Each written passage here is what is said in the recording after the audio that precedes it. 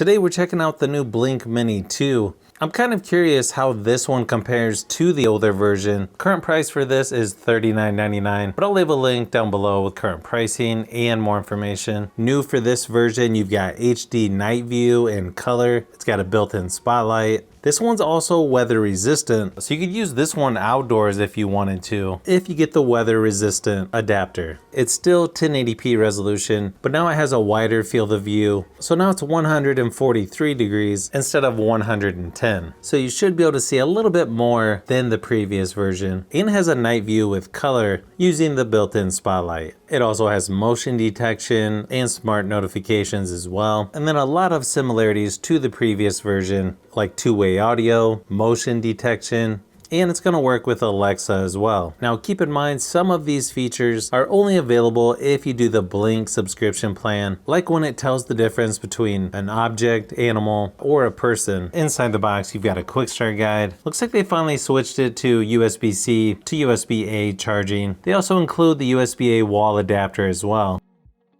You've also got some mounting screws included. You can see it's a little bit different style now versus the previous version. Instead of all white around the camera, I kind of prefer the older version. The newer version's also a little bit more rounded on the edges. You can see they moved the speaker from the top to on the back. It's pretty similar how the power cord plugs into the back. Looks like it's a little bit smaller now. And you've also got the reset button right next to it as well. It still has the rubber feet on the bottom. You can see a little bit different style though. Good thing is it looks like the old mounts are interchangeable with the new mounts. So you could use the old mounts with a new camera or the new camera with the old mounts.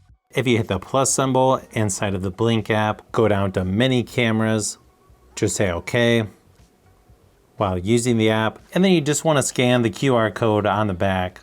Once you scan the QR code on the back, you can create a new system, or if you already have other cameras, you can just add it to the existing one as well. Then just hit disarm. Then just hit discover device. Go ahead and connect to your Wi-Fi.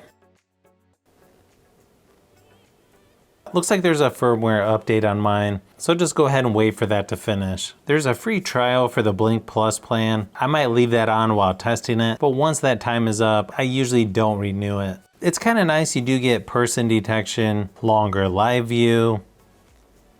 There's definitely some nicer features you get with the plan. I just don't like to pay a monthly fee personally. Then just hit next. Once you read all that, just hit done. Then you should have a blank spot here you can just tap on. You can turn the spotlight on and off manually.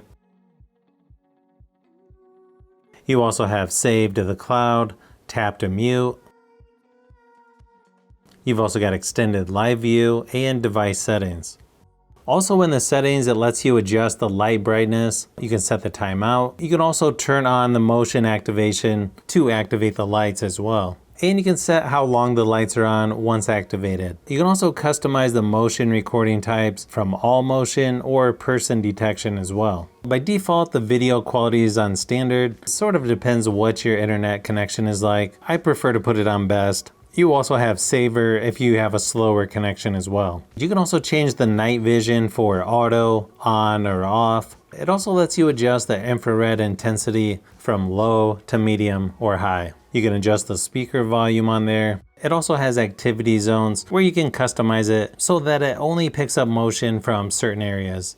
So to compare this to the previous Blink Mini 1, I put them right next to each other, and you can definitely tell a difference between the two. The first obvious difference is the wider angle. For the Blink Mini 2, you can see more of the floor and ceiling, plus extra on the left and right sides. When you zoom in, it's not drastically different between the two, but not a huge surprise there considering they're both 1080p resolution. It's also a pretty big difference when using the infrared lighting at nighttime. The Mini 2 seems seems darker, but it's got better contrast and you can see things a little better in most situations. You'll also notice a difference when zooming in. The big advantage with the Mini 2 is the color night vision, which might not look quite as good as during daytime, but it still does a decent job of showing colors and is definitely better than just using infrared. You can also see more detail when there's motion at night with the Mini 2 over the previous version. I do feel like they could have made the resolution a little higher on the Mini 2, but it does feel like a small upgrade over the Blink Mini 1, so it would be the obvious choice over the previous version. But if you already have the Mini 1 cameras, I might wait till you can get the Mini 2 at a better price, or possibly look at some of the bundles before upgrading.